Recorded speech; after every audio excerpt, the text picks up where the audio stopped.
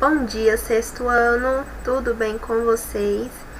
Nós vamos começar aqui com essa videoaula a correção de alguns exercícios da nossa lista de revisão, né? Pedir que vocês respondessem ao menos até a questão 20 para a gente fazer essa correção aí. Vamos começar hoje e vamos terminar amanhã. Então, vocês terminem aí de resolver todas as atividades da lista. As dúvidas que vocês tiverem, participem do plantão, tá bom? Envie a dúvida de vocês pra gente ir sanando aí, vocês compreenderem aí a totalidade dos conteúdos e das questões da lista de revisão, porque as avaliações estão chegando. Em relação às atividades, né, que vocês precisam enviar para o e-mail maxnayara@yahoo.com, vou enviar hoje um arquivo no grupo também, com todas as atividades que eu pedi durante esse primeiro bimestre, desde o primeiro dia de aula, para você observar aí no seu material, no seu caderno, nos seus livros, as atividades que você fez ou não, olhar aquelas que você enviou ou não, tá bom? O controle que você tem que fazer. E caso tenha alguma que você não tenha feito ou não tenha enviado, faça e envie aí nessa semana, tá bom? Então, fique atento aí ao que for enviado lá no grupo. Vou enviar um arquivo lá de todas as atividades. Se você tiver alguma dúvida aí, participe do plantão, né, que vai acontecer das 7 às 11, todos os dias que nós temos aula. E não se esqueçam que essa semana tem simulado, tá bom? Na sexta-feira nós teremos o simulado pelo Google Forms. Se você tiver alguma dúvida aí ainda sobre como acessar o Google Forms, não deixe entrar em contato com o seu professor, né? O professor de História já passou algumas atividades, salvo engano, de Ciências também, lá nessa plataforma. Então, é bem tranquilo, mas se tiver dúvida, vamos tentar resolver aí antes do dia do simulado, para no dia não ter nenhum problema, tá? Então, vamos lá. Peguem a lista de revisão de vocês, vamos acompanhar aqui a leitura do texto e a resolução das atividades.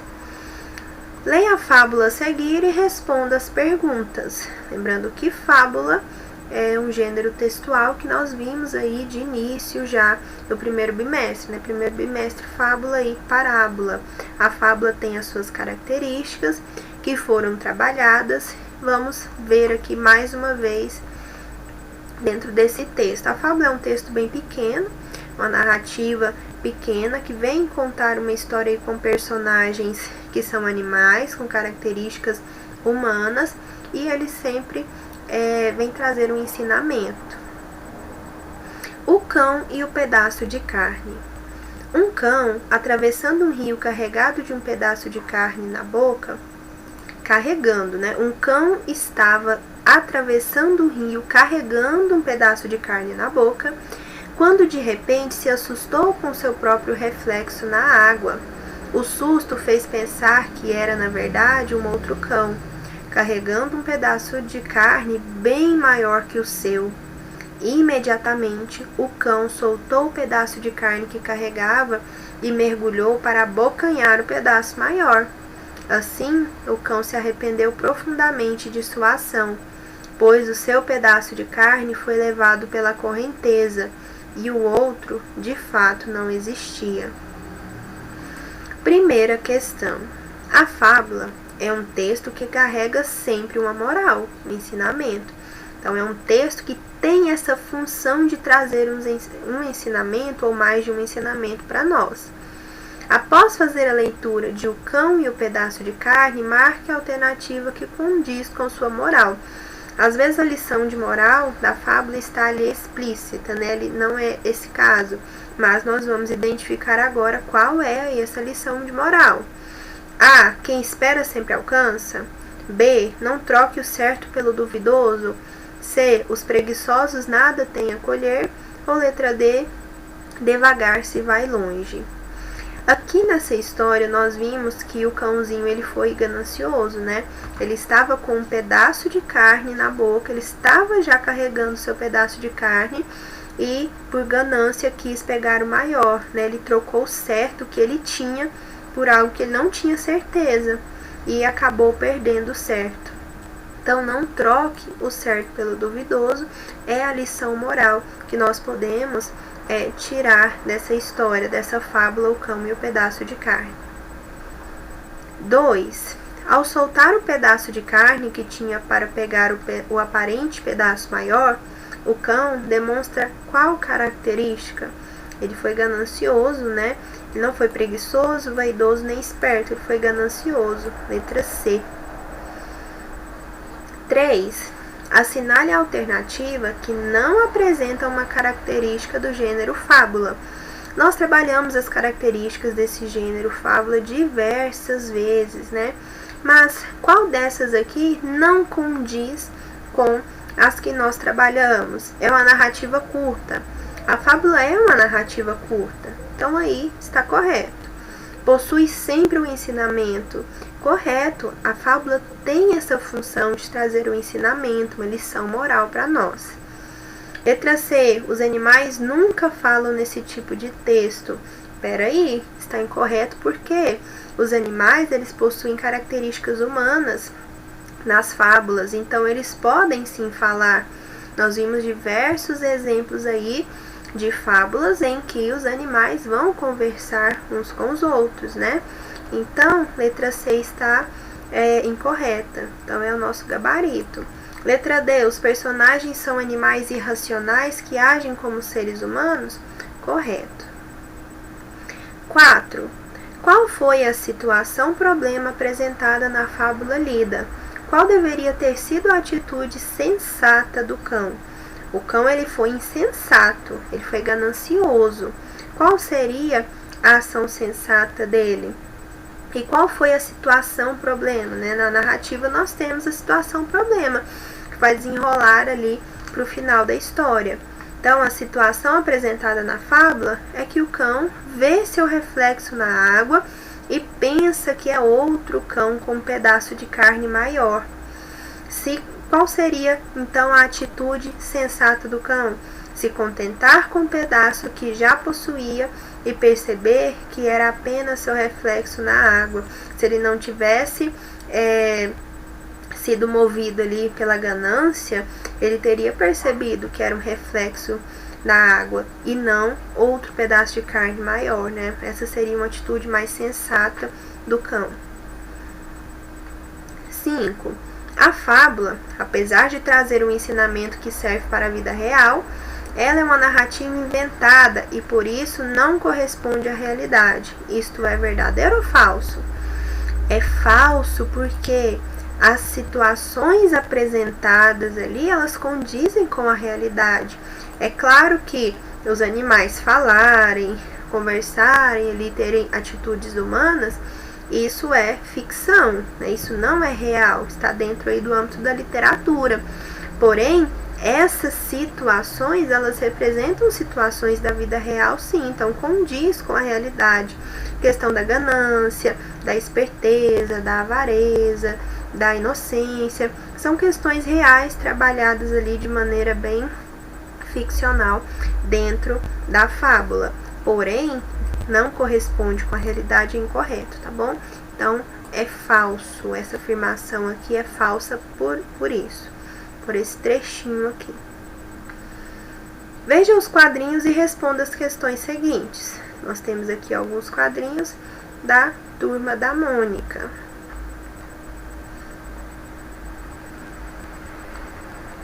6. Qual a linguagem que predomina nos quadrinhos?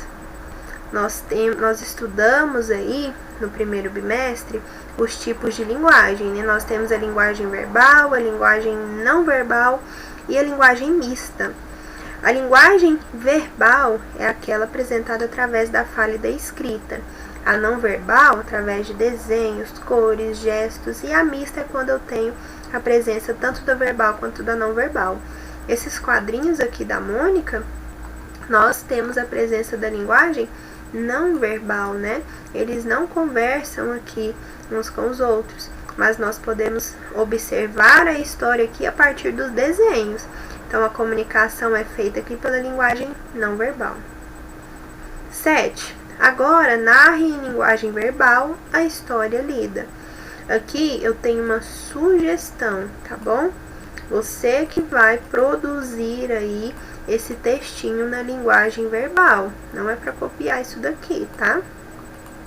Mônica está passando pela cidade quando passa por uma gangorra e sente vontade de brincar. Ela está passeando pela cidade. Então vai atrás de sua melhor amiga, Magali, para chamá-la. Mas Magali sai em disparada e a deixa para trás, sem entender o motivo. Quando percebe, Magali volta com Cascão e Cebolinha também. Sem entender, Mônica vai atrás dos amigos e lá estão eles na gangorra, todos do mesmo lado, pois a Mônica é muito forte, sua força equivale aos 3 amigos juntos. Então aqui nós temos uma narrativa, tá bom?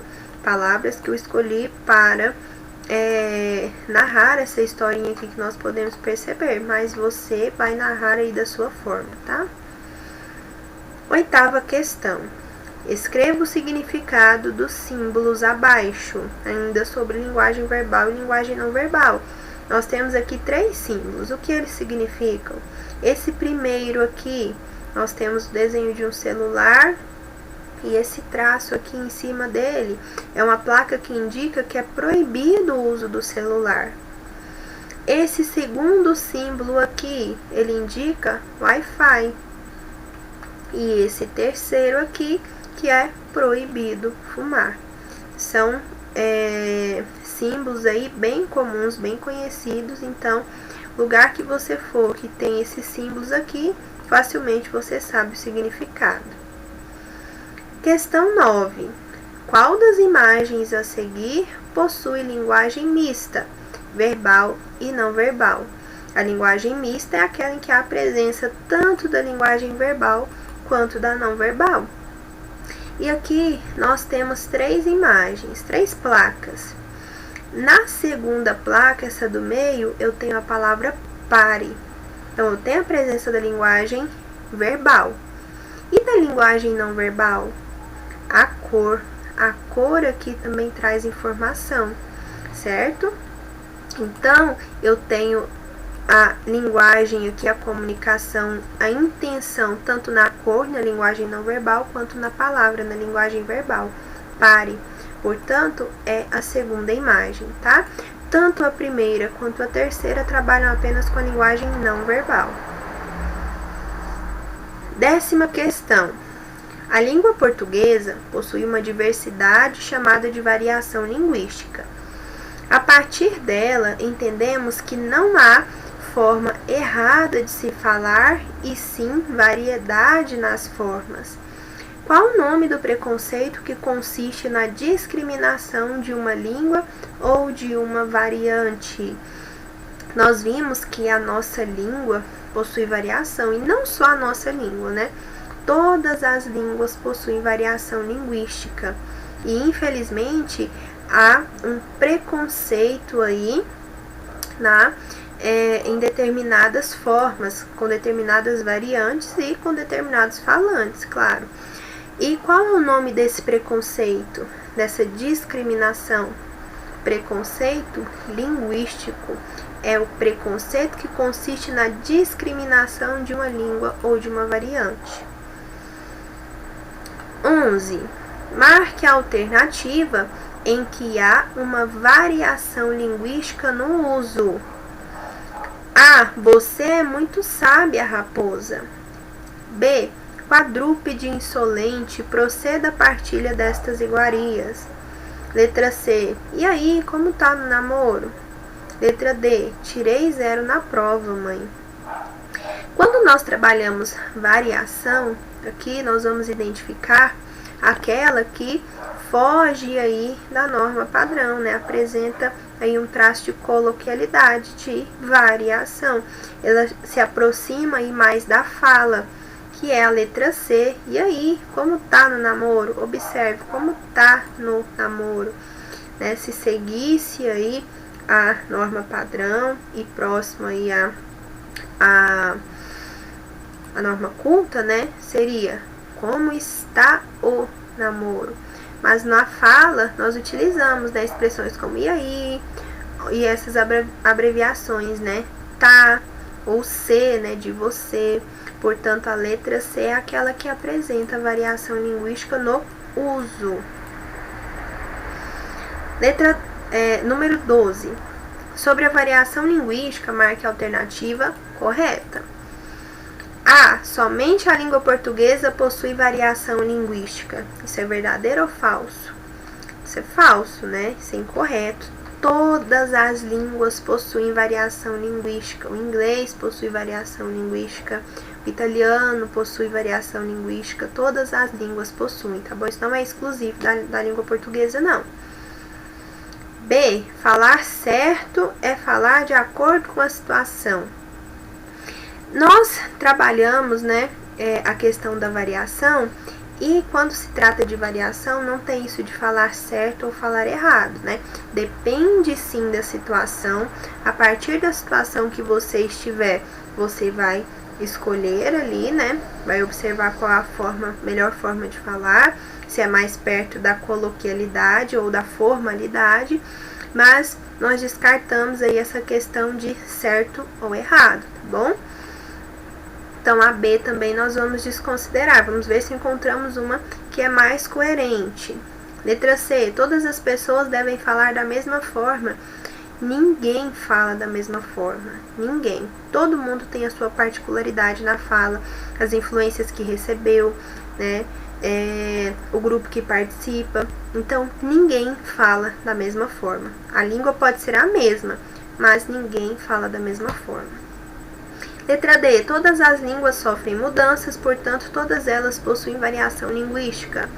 Agora sim, essa daqui está completamente correta. Todas as línguas sofrem mudanças. A língua, ela é utilizada para comunicação, então ela é dinâmica. E ela sofre influências sociais, históricas, ideológicas o tempo todo. Então, ela sofre variações. Todas as línguas sofrem variações, tá bom? Então, todas possuem variação linguística. Não é exclusivo da língua portuguesa, mas todas sofrem variação linguística. Então, letra D é a correta, da número 12. 13. Sobre o alfabeto, marque a alternativa correta. É o conjunto de letras de um sistema de escrita? Correto, o alfabeto é o conjunto de letras. Nós trabalhamos aí fonema, letra e um pouquinho de alfabeto, tanto no livro de língua portuguesa quanto no de gramática. E alfabeto é justamente isso, o conjunto de letras no sistema de escrita. B. É o conjunto de sons de uma língua? Não, é o conjunto de letras. Possui 30 letras? Não, nós vimos que nosso alfabeto possui 26 letras. D. São os fonemas existentes na língua portuguesa? Não tratamos aqui de fonemas, sons, sim de letras. Então, 13 é a letra A. 14. Quais são as classificações dos fonemas na língua portuguesa? Quando vimos ali os fonemas, nós vimos que temos 3 tipos de fonemas, 3 tipos de sons. Nós temos a vogal, que é o tom. Nós temos a semivogal, que é o semitom, é mais fraco um pouco que a vogal. E a consoante. A consoante é chamada de ruído porque ela encontra ali uns obstáculos ao sair o som, né? O fonema. Então, temos 3 tipos de fonema: vogal, semivogal e consoante. 15.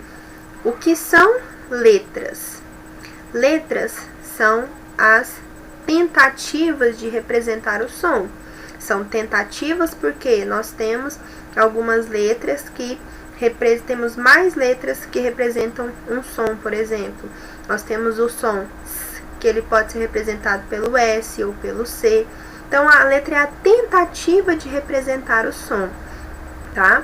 Então, as letras são sinais gráficos que utilizamos para representar os sons. É a representação gráfica do fonema, a representação escrita ali do fonema. É a tentativa de representar o som.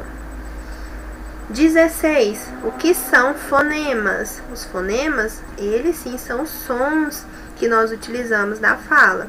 Os fonemas são os sons que utilizamos para falar, são sons que, articulados e combinados, constituem as sílabas, as palavras e a frase na comunicação oral. Então, nós utilizamos os sons, os fonemas, para nos comunicar, né?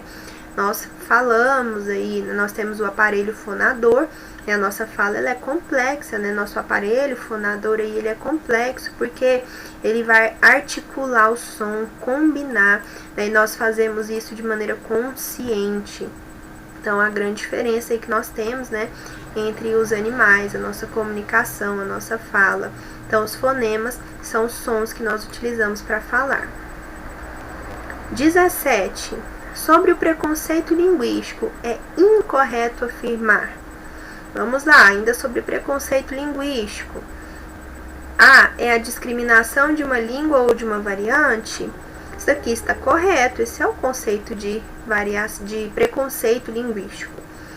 B, não ocorre aqui no Brasil. Isso é certo ou errado? Acontece sim aqui no Brasil, infelizmente, acontece muito. Principalmente, como o nosso país é muito grande, cada região ali tem as suas influências, nós temos vários sotaques aqui no nosso país, né?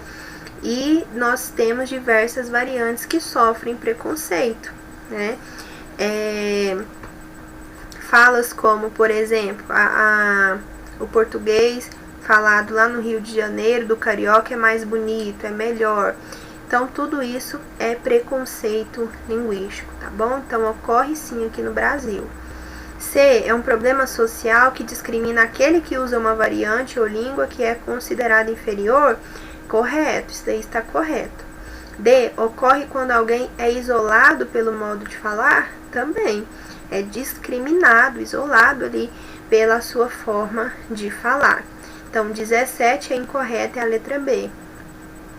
18. Sabe-se que os animais podem se comunicar uns com os outros, mas há uma diferença entre a comunicação humana e a dos animais. Qual é ou quais são essas diferenças? Nós nos comunicamos de forma extremamente complexa, com a intenção de produzir efeitos de sentido.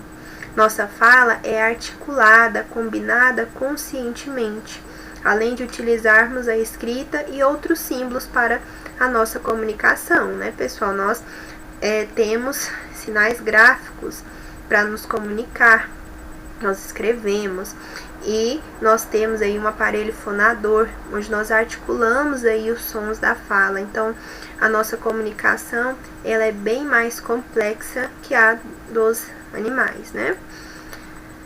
19. Complete. A articulação dos sons é realizada por uma série de órgãos que compõem o nosso aparelho fonador. A fala, né, os sons, eles são articulados pelos órgãos do aparelho fonador. E nós vimos lá no livro de gramática, vocês fizeram até uma atividade preenchendo lá todos os órgãos do aparelho fonador. Então, vocês viram o quanto é complexo, né, a quantidade de órgãos necessários para nós emitirmos os sons da fala. 20. Para que nossa comunicação seja bem-sucedida, é necessário cooperação. O que significa cooperar quando se trata de fala, comunicação? Isso nós vimos lá no livro de gramática, né? Quando nós falamos em cooperar na fala, não é apenas fazer silêncio enquanto o outro fala, não. Também, mas nós estamos agindo também, para quê? Para compreender aquilo que o outro fala, porque se nós não compreendemos, não há comunicação, tá? Então, nós trabalhamos também com o outro na produção de sentido, procurando entender o que o outro quer dizer, porque se não há entendimento, não há comunicação. E aqui nós ficamos nessa primeira parte aqui da correção da lista de revisão, tá? Vocês vão terminar de responder a lista e mandar toda manhã, vamos concluir a correção dela. As dúvidas que surgirem aí a respeito da correção ou do restante da lista, dos conteúdos, envie a dúvida no plantão, tá bom? Durante o plantão, das 7 às 11. Após as 11 horas, não tem mais plantão de dúvidas, aí só no outro dia, pela manhã. Não deixe de mandar aí as suas atividades para o e-mail, tá bom? Olhe lá na lista as atividades que você fez ou que estão faltando e encaminhe para o e-mail, tá bom? E é isso. Bons estudos para vocês, uma excelente semana. Qualquer coisa eu estou à disposição no plantão.